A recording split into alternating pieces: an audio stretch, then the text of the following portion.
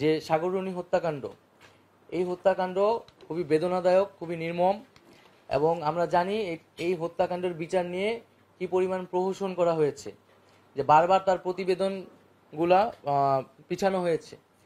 তো এই সাগররুনি হত্যাকাণ্ড সহ এই ধরনের যে হত্যাকাণ্ডগুলো হয়েছে, সাংবাদিকদের উপর নিপীড়ন হয়েছে, এই বিষয়গুলোর তদন্ত করতে হবে। আমি আপনাদের সন্তান হিসেবে এখানে এসেছি, আমি জনগণের পক্ষ থেকে এসেছি, জনগণের দাবি দেওয়া নিয়ে এসেছি, একটি নতুন বাংলাদেশের স্বপ্ন নিয়ে এসেছি।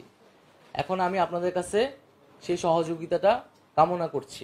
আমরা বিভিন্ন সময়ে গণমাধ্যম কর্মীদের থেকেই শুনেছি বা আরও বিভিন্ন মানুষের কাছ থেকে শুনেছি যে আমাদের এখানে মত প্রকাশের স্বাধীনতার উপর নানাভাবে বাধা তৈরি করা হয়েছে, এবং যেহেতু ফ্রিডম অফ প্রেস যদি না থাকে, ফ্রিডম অফ স্পিচটিও কিন্তু নিশ্চিত হয় না।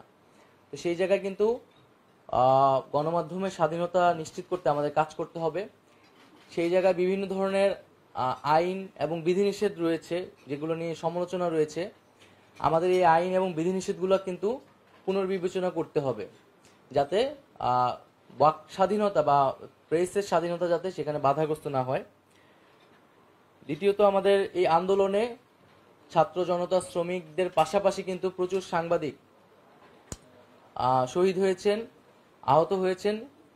আমি জানি না এখন পর্যন্ত কি উদ্যোগ নেওয়া হয়েছে, কিন্তু দ্রুত সময়ের মধ্যে এই সাংবাদিক যারা এখনো আহত অবস্থায় আছেন এবং যারা শহীদ হয়েছেন তাদের পাশে এবং তাদের পরিবারের পাশে আমাদের দাঁড়ানো উচিত।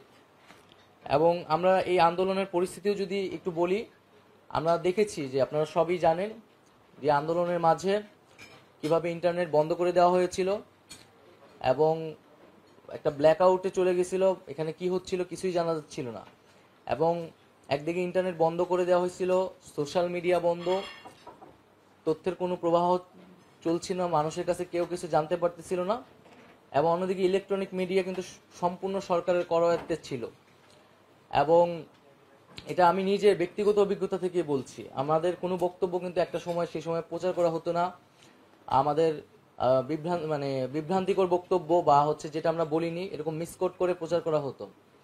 তারপর আমরা সেই সময় দেখেছি যে কিছু প্রিন্ট মিডিয়া আমাদেরকে সাপোর্ট দিয়েছে, আমাদেরকে অনেক মিডিয়ার অনেক জায়গা থেকে বিভিন্নভাবে সাপোর্ট দেওয়া হয়েছে। এই আন্দোলনে পুরোটা সময় যারা ফিল্ড লেভেলে কাজ করেছে, রিপোর্টাররা কাজ করেছে, তারা আমাদেরকে নানাভাবে সহায়তা করেছে, এই আন্দোলনে জনগণের পক্ষে থেকেছে। হয়তো হাউজের কারণে, হাউজের পলিসির কারণে, মালিকের কারণে অনেক কিছু তারা সেই সময় করতে পারেনি।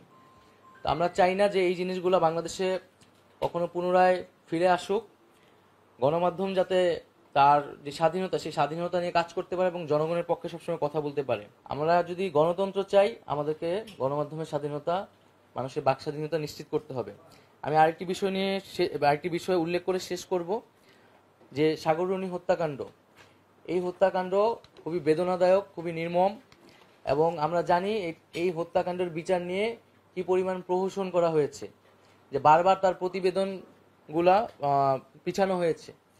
তো এই সাগররুনি হত্যাকাণ্ড সহ এই ধরনের যে হত্যাকাণ্ডগুলো হয়েছে, সাংবাদিকদের উপর নিপীড়ন হয়েছে, এই বিষয়গুলোর তদন্ত করতে হবে এবং সরকারের জায়গা থেকে যা ভূমিকা বা মন্ত্রণালয়ের জায়গা থেকে সেই ভূমিকাগুলো আমরা অবশ্যই পালন করব। বিদ্যমান যে আইন এবং বিধিনিষেধগুলো আছে, আর সেগুলোতে যদি সংস্কার আনার প্রয়োজন মনে করা হয়, সেগুলো আপনাদের সাথে আলোচনার মাধ্যমে আমরা এই বিষয়ে উদ্যোগ নিব। আমরা স্বাধীন গণমাধ্যম কমিশনের কথা প্রাথমিকভাবে ভেবেছি এবং সামগ্রিকভাবে মূলত সাংবাদিক সমাজের সাথে আলোচনা করে আপনাদের বক্তব্যের প্রেক্ষিতে মূলত আমরা এই উদ্যোগগুলো নিতে যাচ্ছি।